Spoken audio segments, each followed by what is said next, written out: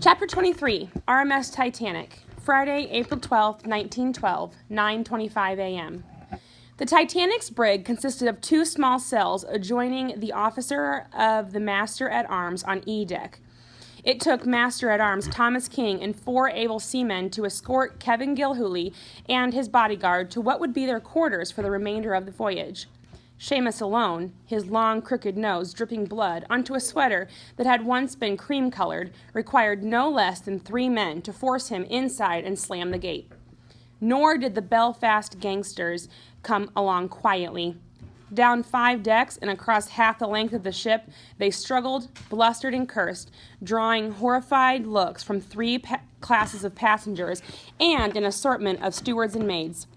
Both prisoners were bruised and battered from their scuffle. Gilhooly gangsters were notoriously tough, but so were English sailors, and the crew held an overwhelming advantage in numbers. "Why are you protecting that little scum?" Gilhooly raged as King locked the cell door. "A thief he is! A common pickpocket!" "I saw no thievery," King said severely.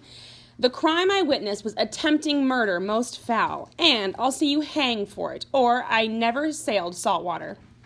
"Does the name James Gilhooly mean anything to you?" the gangster persisted. "My brother runs Belfast, including shipyards. If a true seaman you are, you'll face him eventually." The master-at-arms was not intimidated, and if that day comes, I'll tell him his brother got what he deserved for trying to throw a defenseless boy over the rail.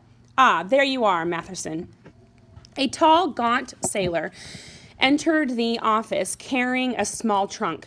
"I took the liberty of sending for your luggage," King informed his prisoners. "You two look a disgrace," which is how hooligans are supposed to look, I suppose.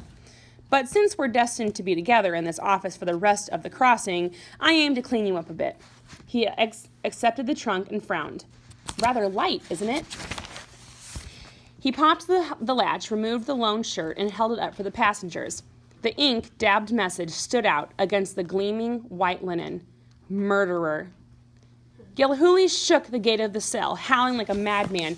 "You blithering fool! Can't you see I've been robbed? What kind of ship are you running where miscreants put their mitts on a man's property and deface it with lies?" "I see no lies," King replied evenly, "and the only miscreants are behind bars." "My brother will hear about this," Gilhooly bellowed. "I demand to send a wireless. Fetch me a form from the Marconi room, now." "The Marconi facilities are for paying customers only."